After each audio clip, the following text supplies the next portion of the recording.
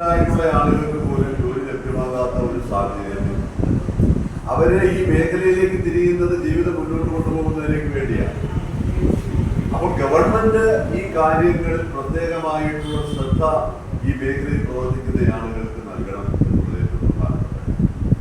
രണ്ടാമത്തെ കാര്യം, ഈ വിവാഹ ബന്ധങ്ങളിൽ ഏർപ്പെടുന്ന നമ്മുടെ ആളുകൾ, രണ്ട് കുടുംബങ്ങൾ തമ്മിൽ ഏർപ്പെടുമ്പോൾ അവസാനം ഈ അവരെ യോജിക്കുകയും അവസാനം ഈ ബ്രോക്കർമാർ എന്ന് പറയുന്ന ഈ മേഖലയിൽ ഇടപെടുന്ന അവരെയൊക്കെ മൈൻഡ് ചെയ്യാതെ പോകുന്ന സാഹചര്യങ്ങൾ പലപ്പോഴും അല്ലെ.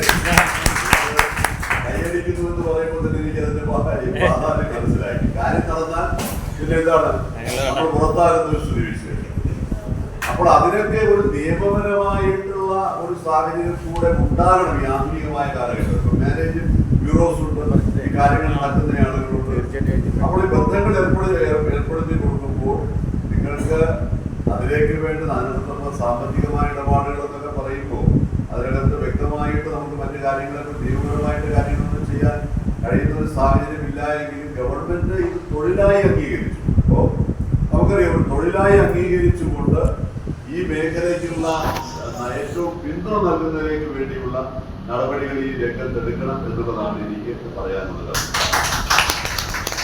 അപ്പോൾ രണ്ടാമത്തെ പ്രധാനപ്പെട്ട കാര്യം, നിങ്ങളുടേതായ താല്പര്യങ്ങൾ സംരക്ഷിക്കുന്ന ഒരു സംഘടന എപ്പോഴും ആവശ്യമാണ്.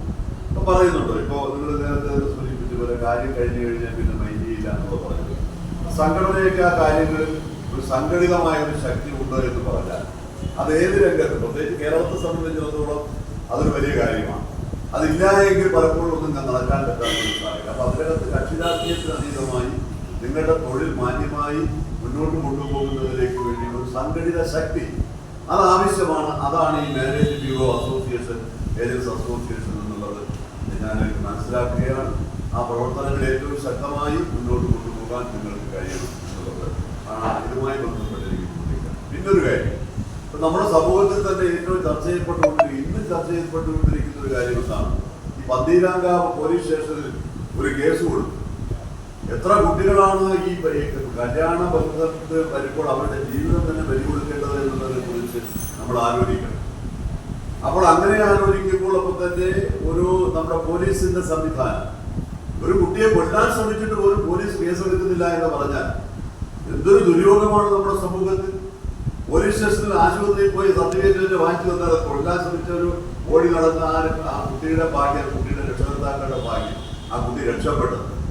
അയാളെ പിന്നെ ഇന്ന് പത്രമാധ്യമങ്ങളിലൊക്കെ ഉണ്ട്, നിങ്ങൾക്ക് എല്ലാവർക്കും അറിയുന്ന ഒരു കാര്യമാണ്. അങ്ങനെയുള്ള ഒരു സമൂഹമാണ് നമ്മുടെ പിന്നെ ഈ ഇവിടെ നമ്മുടെ ഈ ഒരു കാലഘട്ടത്തിലുള്ളത് എന്നുള്ളതാണ്.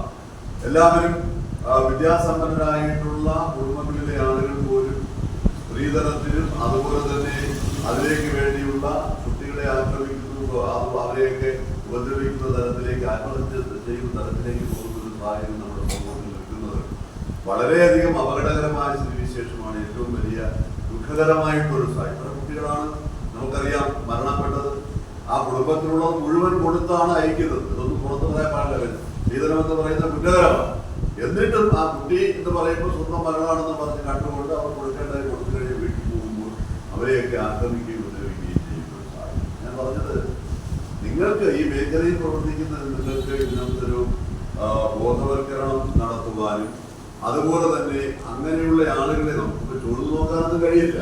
എങ്കിൽ പോലും അവരുടെയൊക്കെ ചുറ്റുപാടുകളും പശ്ചാത്തലങ്ങളും ഒക്കെ മനസ്സിലാക്കിക്കൊണ്ട് വേണം യഥാർത്ഥത്തിൽ ഈ കുടുംബ ബന്ധങ്ങൾ യോജിപ്പിക്കുന്നതിലേക്ക് വേണ്ടിയുള്ള നടപടികൾ എടുക്കേണ്ടത്. അതിന് നിങ്ങൾക്ക് വലിയ ഉത്തരവാദിത്വമുണ്ട്.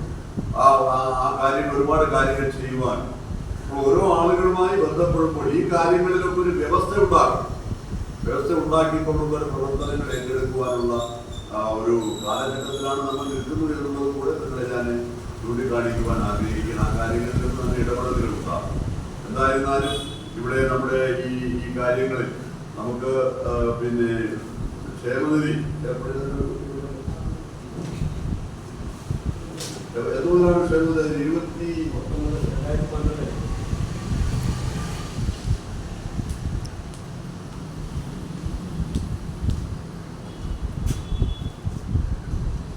ഇപ്പൊ നമുക്കിപ്പോ യഥാർത്ഥത്തിൽ നമ്മള് പിന്നെ ഒരു മാനേജ് ബ്യൂറോ അല്ലെങ്കിൽ ബ്രോക്കർമാർ എന്ന രീതിയിലുള്ള ഒരു പിന്നെ ക്ഷേമനിധിയായിട്ടാണ് നമുക്ക് അനുവദിച്ചിട്ടുള്ളത് ഒരു സ്ഥാപനം നടത്തുന്ന വ്യക്തികൾക്ക് പ്രസ്തുത സ്ഥാപനത്തിൽ ജോലി ചെയ്യുന്നവർക്ക് 2007 Kerala shops and commercial establishment workers welfare fund board എന്ന തൊഴിലാളി ക്ഷേമനിധിയിൽ അംഗമാക്കുന്നതിന് ആനുകൂല്യങ്ങൾക്ക് അർഹതയുണ്ടെന്നുള്ളത്. അപ്പൊ അതിനകത്ത് പ്രത്യേകമായിട്ടൊരു സംവിധാനം എന്നുള്ള രീതിയിലല്ല, ആ ഒരു മേഖലയിൽ പ്രവർത്തിക്കുന്ന ആളുകൾക്ക് നിങ്ങൾക്ക് ചെയ്യാം. അപ്പൊ ക്ഷേമനിധി എന്ന് പറയുമ്പോൾ മറ്റേതെങ്കിലും ക്ഷേമനിധി ബോർഡിൽ അംഗമാകുന്നവർക്ക് വേറൊരു അംഗമാകാൻ പറ്റില്ല. അപ്പോൾ അങ്ങനെയൊക്കെയുള്ള ഒരു സാഹചര്യം കൊണ്ട് എന്തായിരുന്നാലും ഏറ്റവും ഉത്തരവാദിത്വ ബോധത്തോടു കൂടിയുള്ള കർമ്മങ്ങൾ നിർവഹിക്കപ്പെടേണ്ടുന്ന ഒരു മേഖല ഇന്നത്തെ ആധുനികമായ കാലഘട്ടത്തിൽ ആ ഒരു ദൗത്യമാണ് നിങ്ങൾ ഏറ്റെടുത്തിട്ടുള്ളത്. നിങ്ങളുടെ പ്രവർത്തനങ്ങൾ ഏറ്റവും നല്ല രീതിയിൽ മാതൃകാപരമായി സമൂഹത്തിന് നന്മ ചെയ്യുന്ന രീതിയിൽ മുന്നോട്ട് കൊണ്ടുപോകാൻ കഴിയണം. അതിനുള്ള സാഹചര്യങ്ങൾ ഒരുക്കുന്നതിന് ഗവൺമെന്റ് മുന്നോട്ട് വരണം എന്ന്